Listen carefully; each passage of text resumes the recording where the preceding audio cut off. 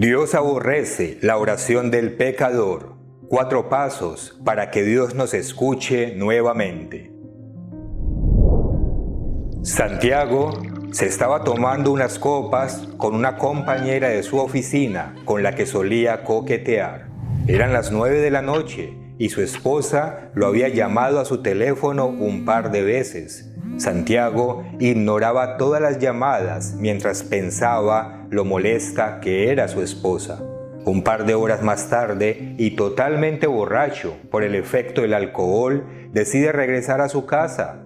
Revisa su teléfono celular solo para constatar que tenía 15 llamadas perdidas de su esposa.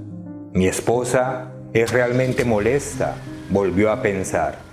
Después de conducir por unos 10 minutos, le sucedió lo que les sucede comúnmente a aquellos que conducen borrachos. Perdió el control de su coche e impacta violentamente contra un árbol. Santiago recobró la conciencia un día después en la sala de un hospital. Escucha a su esposa llorando en una esquina de la habitación para luego darse cuenta de que no sentía sus piernas. Santiago no volvería a caminar. Con mucho remordimiento y con lágrimas en sus ojos, Santiago mira al cielo y le ora a Dios, pidiéndole que, por su amor y por su misericordia, le restaure el movimiento a sus piernas. Pero la pregunta es, ¿escuchará Dios la oración de Santiago?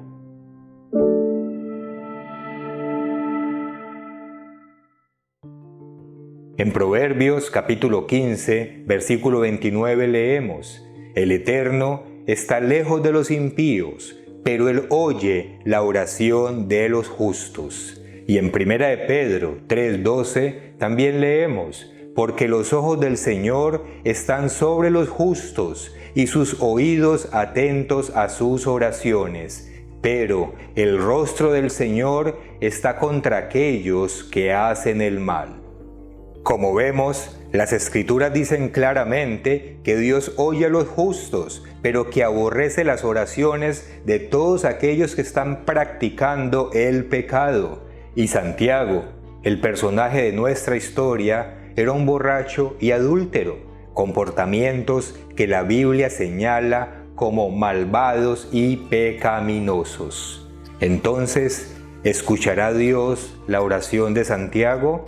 Sí, lo hará si Santiago se arrepiente. Porque si bien Dios aborrece la oración del pecador, no aborrece la oración del pecador que se arrepiente. Veamos rápidamente a continuación 4 pasos para que Dios escuche nuevamente nuestras oraciones. El primer paso es aceptar con humildad que hemos pecado. En 1 de Juan leemos, «Si confesamos nuestros pecados, Él es fiel y justo para perdonar nuestros pecados y limpiarnos de toda maldad. Si decimos que no hemos pecado, le hacemos a Él mentiroso y su palabra no está en nosotros». Dios quiere que nos acerquemos a Él reconociendo nuestras faltas, no con excusas, no con justificaciones, sino simplemente reconociendo que hemos fallado, que hemos pecado. Este primer paso hay que darlo de manera conjunta con el segundo paso, que es dejar de practicar el pecado que estábamos cometiendo. En Ezequiel capítulo 18 leemos, «Mas el impío, si se apartare de todos sus pecados que hizo y guardare todos mis estatutos e hiciere según el derecho y la justicia, de cierto vivirá, no morirá. Todas las transgresiones que cometió no le serán recordadas, en su justicia que hizo vivirá. ¿Quiero yo la muerte del impío? Dice el Eterno el Señor, no vivirá si se apartare de sus caminos». Para poder apartarnos del mal camino, primero hay que reconocer que el camino por el que andamos es malo. Ese es el primer paso. Y luego Dios nos dice que nos apartemos de ese camino, que dejemos de practicar el pecado, y entonces Él nos perdonará. Pero aún hay un par de cosas más por hacer. Veamos el tercer paso, el cual es pedir perdón a Dios por medio de Jesucristo. En Hechos 10 leemos, de este, es decir, de Jesucristo, dan testimonio todos los profetas, que todos los que en él creyeren recibirán perdón de pecados por su nombre. Como vemos, es indispensable reconocer que solo por medio del sacrificio de Cristo es que somos perdonados. No hay otra forma en que podamos serlo. Y el cuarto y último paso para reconciliarnos con Dios y que vuelva a escuchar nuestras oraciones es saber dejar el pasado atrás. Una vez realizados los 3 pasos anteriores, debemos ser capaces de dejar atrás el peso de la culpa por haber pecado.